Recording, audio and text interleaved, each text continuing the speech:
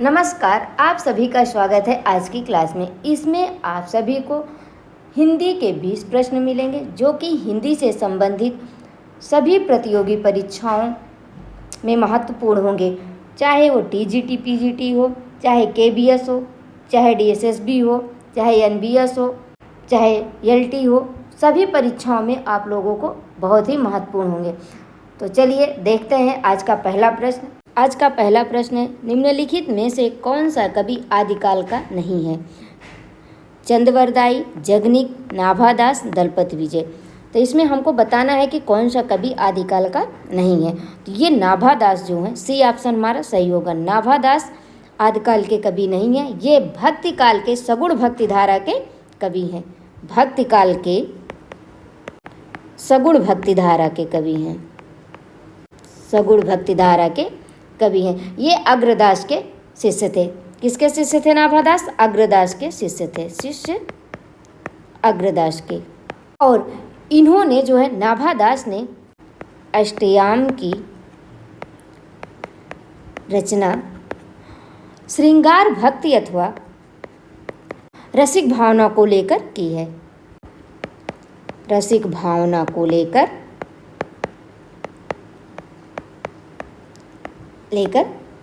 की है। आपको रचना का नाम दे दिया जाएगा और पूछ लिया जाएगा किसकी रचना श्रृंगार भक्ति अथवा रसिक भावना को लेकर की गई है, तो वो की गई है अष्टयाम में। और ये तुलसीदास के समकालीन थे। नाभादास तुलसीदास के समकालीन थे। आपका प्रश्न यहाँ से भी बन सकता है कि कौन सा कवि तुलसीदास के समकालीन था या नाभादास किसके समकालीन थे। तो ये दोनों तरीके से प्रश्न बन सकता है। चलिए अगला प्रश्न देखते हैं।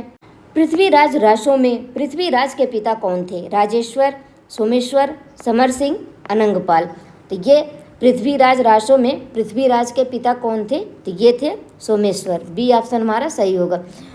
पृथ्वीराज रासो, परमाल रासो तथा बलभद्र विलास नामक ग्रंथों से ज्ञात होता है कि कौन कौन से ग्रंथ? पृथ्वीराज रासो, परमाल रासो तथा विशाल नामक ग्रंथों से ज्ञात होता है। हस्तिनापुर दिल्ली के राजा। कहाँ के राजा? हस्तिनापुर दिल्ली के राजा। इन्हीं ग्रंथों के माध्यम से, तीनों ग्रंथों के माध्यम से ज्ञात होता है कि हस्तिनापुर दिल्ली के राजा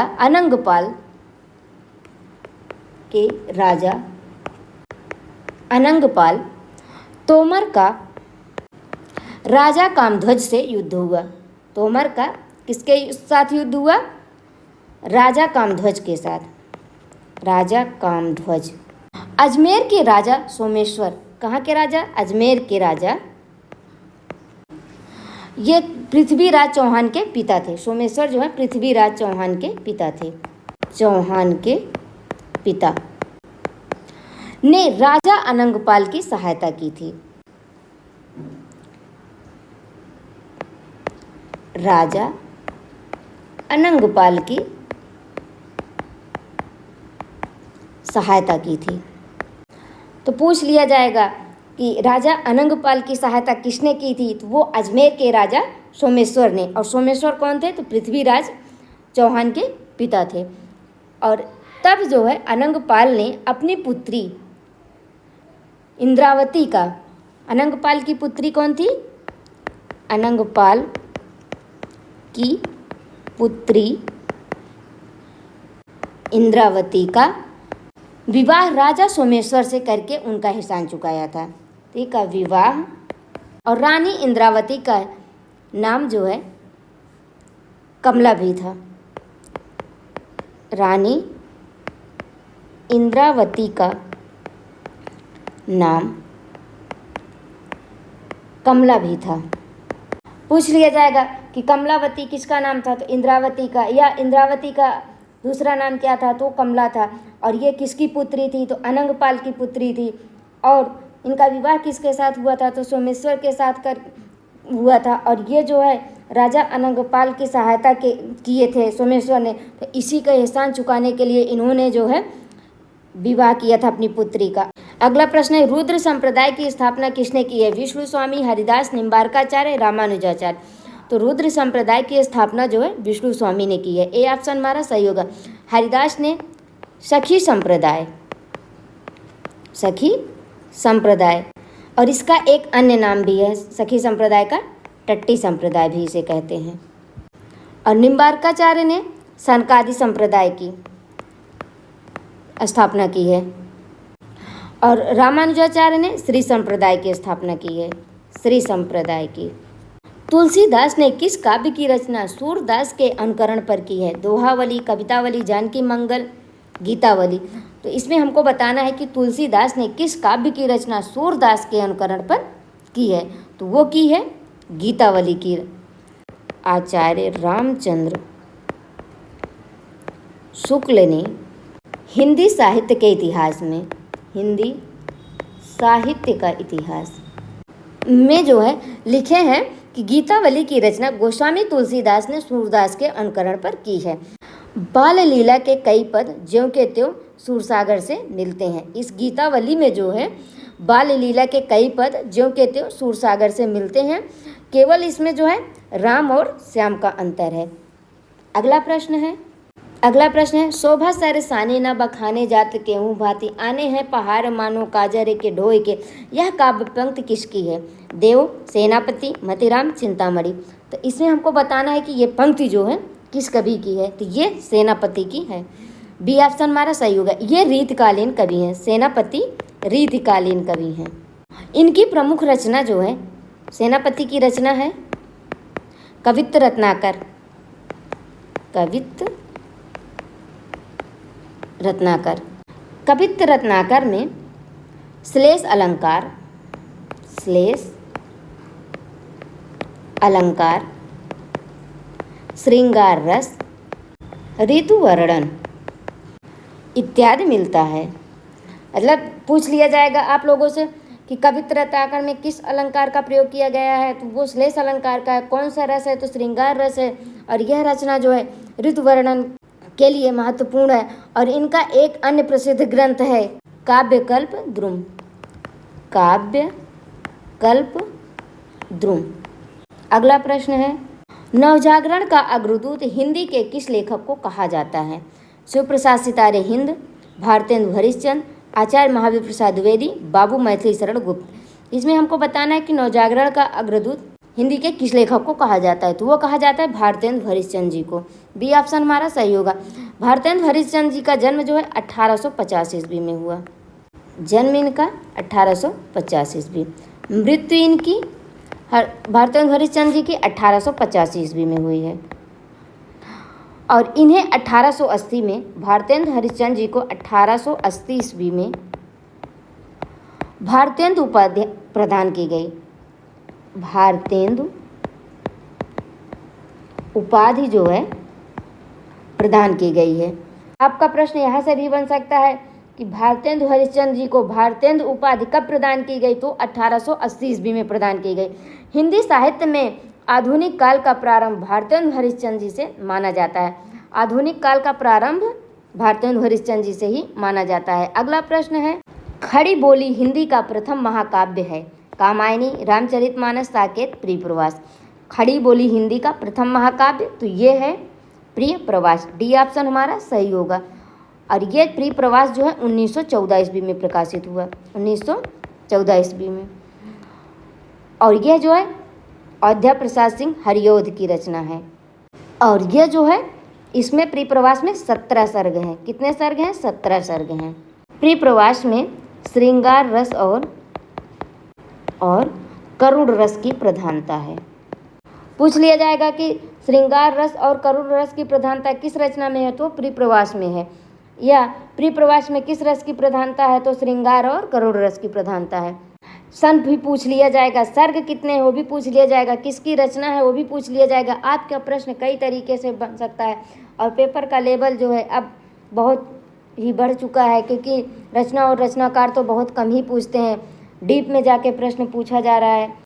अगला प्रश्न है, निम्नलिखित में से पौराणिक आख्यान पर आधारित रचना है? शक्ति, वन वैभव, वक संहार, सैरंध्री। तो इसमें है हमको बताना है पौराणिक आख्यान पर आधारित रचना है, तो ये है शक्ति। ए ऑप्शन हमारा सही होगा। इसमें देवी दुर्गा के शौर्य का वर्णन किया गया है। शक्ति में जो है देवी दुर्गा की शौर्य का वर्णन, देवी दुर्गा के शौर्य का वर्णन है। और ये सभी शक्ति, वन वैभव, वक्र संहार, सैरंध्री, ये चारों रचनाएं मैथिली शरण गुप्त की हैं। किसकी? मैथिली शरण गुप्त की रचनाएं हैं। और ये वन वैभव, वक्र संहार, सैरंध्री, ये तीनों रचनाएं जो हैं महाभारत कालीन घटनाओं पर आधारित हैं। महाभारत कालीन घटनाओं पर आधारित है। पूछ लिया जाएगा कि वन वैभव रचना किस घटना पर आधारित है, तो महाभारत कालीन घटना पर, या वक्र संहार, सैरंध्री, तीनों में से कोई पूछ लिया जाएगा या कोई अन्य दे दिया जाएगा। तो आपका प्रश्न कई तरीके से बन सकता है। चलिए अगला प्रश्न देखते हैं। जयशंकर प्रसाद की कृतियाँ किस विकल्प में है? नीरजा, सांध्य गीत, स्मृति की रेखाएं, पथ के साथी, झरना, लहर, ध्रुव स्वामिनी, स्कंदगुप्त, परिमल, गीतिका, प्रबंध पद्म, तुलसीदास, पल्लव, गुंजन, युगवाणी, ग्राम्या। तो इसमें हमको जयशंकर प्रसाद की रचनाओं को बताना है। तो ये बी ऑप्शन हमारा सही होगा। झरना, लहर, ध्रुव स्वामिनी, स्कंदगुप्त, ये चारों रचनाएं जयशंकर प्रसाद की हैं। नीरजा, सांध्य गीत, स्मृति की रेखाएं, पथ के साथी, तो ये जो है महादेवी वर्मा की रचनाएं हैं, महादेवी वर्मा की। और परिमल, गीतिका, प्रबंध पद्म, तुलसीदास, ये चारों रचनाएं निराला जी की हैं। सूर्यकांत त्रिपाठी निराला, त्रिपाठी निराला की रचना है। और पल्लव, गुंजन, युगवाणी, ग्राम्या, ये चारों रचनाएं सुमित्रानंदन पंत की रचना है। सुमित्रानंदन पंत की रचना है। अगला प्रश्न है, खुले मैदान कविता संग्रह के लेखक हैं? सरदार पूर्ण सिंह, चंद्रधर शर्मा गुलेरी, आचार्य रामचंद्र शुक्ल, महावीर प्रसाद द्विवेदी। तो ये जो है खुले मैदान कविता संग्रह के लेखक कौन है? तो ये हैं सरदार पूर्ण सिंह। ए ऑप्शन हमारा सही होगा। इनका जन्म, सरदार पूर्ण सिंह का जन्म जो है 17 फरवरी 1881 को, 17 फरवरी 1881 को पाकिस्तान के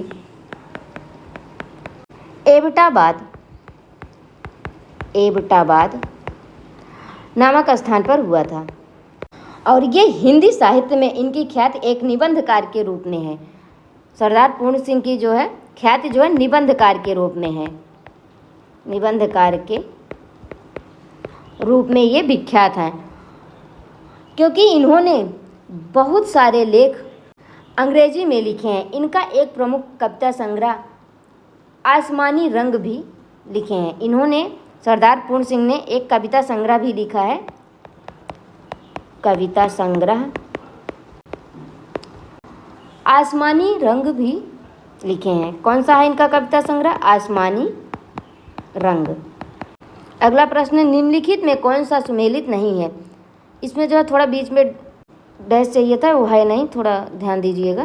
त्यागपत्र अज्ञेय, अपने अपने अजनबी, धर्मवीर भारती, गिरती दीवारें, भीष्म साहनी, जहाज का पंछी, इलाचंद जोशी। तो इसमें हमको बताना है कि कौन सी रचना जो है सही सुमेलित है।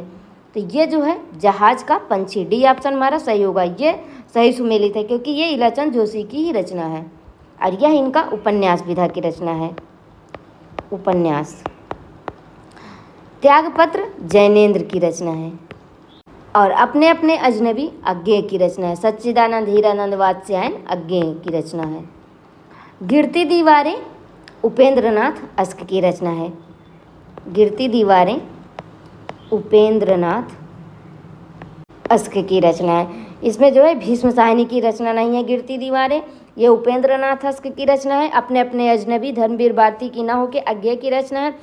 त्यागपत्र अज्ञेय की रचना नहीं है, जैनेन्द्र की रचना है।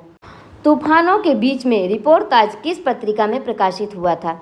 हंस, विशाल भारत, सरस्वती, रूपाभ। तो तूफानों के बीच में जो है ये पूछा गया है कि रिपोर्टाज जो है किस पत्रिका में प्रकाशित हुआ था? तो ये हंस पत्रिका में प्रकाशित हुआ था। ए ऑप्शन हमारा सही होगा। ये तूफानों के बीच में रिपोर्टाज रांगे राघव का रिपोर्टाज है, रांगे राघव का। और यह जो है 1942 ईस्वी में प्रकाशित हुआ था, 1942 ईस्वी में प्रकाशित हुआ था। इसमें बंगाल के भीषण अकाल की काली छाया को रांगे राघव ने रिपोर्टाज के माध्यम से सशक्त शैली में व्यक्त किया है। किसके? बंगाल के भीषण अकाल, बंगाल के भीषण अकाल की काली छाया को रांगे राघव ने रिपोर्टाज के माध्यम से सशक्त शैली में व्यक्त किया है। पूछ लिया जाएगा बंगाल के भीषण अकाल की काली छाया को किस में व्यक्त किया गया है, तो वो तूफानों के बीच रिपोर्टाज में किया गया। और कब प्रकाशित हुआ, तो 1942 ईस्वी में। और ये तूफानों के बीच में रिपोर्टाज किसकी रचना है, तो रांगे राघव की रचना है। यह आपसे पूछ लिया जाएगा कि तूफानों के बीच में रिपोर्टाज किस विधा की रचना है, तो वो रिपोर्टाज विधा की रचना है। अगला प्रश्न है, खुली आंखों का सपना किस विधा की रचना है, उपन्यास, रिपोर्टाज, यात्रावृत्त, कहानी। तो खुली आंखों का सपना, हमें इसमें विधा बताना है, तो ये यात्रावृत्त विधा की रचना है। सी ऑप्शन हमारा इसमें सही होगा। खुली आंखों का सपना मरुधर मृदुल द्वारा रचित यात्रा वृत्तांत है। किसके द्वारा? मरुधर मृदुल द्वारा रचित है। मरुधर मृदुल का एक यात्रा वृत्तांत है, यात्रा के बहाने। इनका एक अन्य जो है यात्रा वृत्तांत भी है। शब्दों का घूंघट, आहट तथा आसपास इनके काव्य संग्रह हैं। मरुधर मृदुल का काव्य संग्रह है शब्दों का घूंघट, आहट तथा आसपास। आसपास इनके जो है मरुधर मृदुल के काव्य संग्रह हैं। इनके संस्मरण रचनाएं हैं। संस्मरण है इनका मरुधर मृदुल का न्यायिक परिक्रमा और अधिवक्ता का आत्मवृत्त। इनके जो है पूछ लिया जाएगा कि मरुधर मृदुल का संस्मरणात्मक रचना कौन सी है, तो न्यायिक परिक्रमा और अधिवक्ता का आत्मवृत्त इनकी जो है संस्मरणात्मक रचनाएं हैं।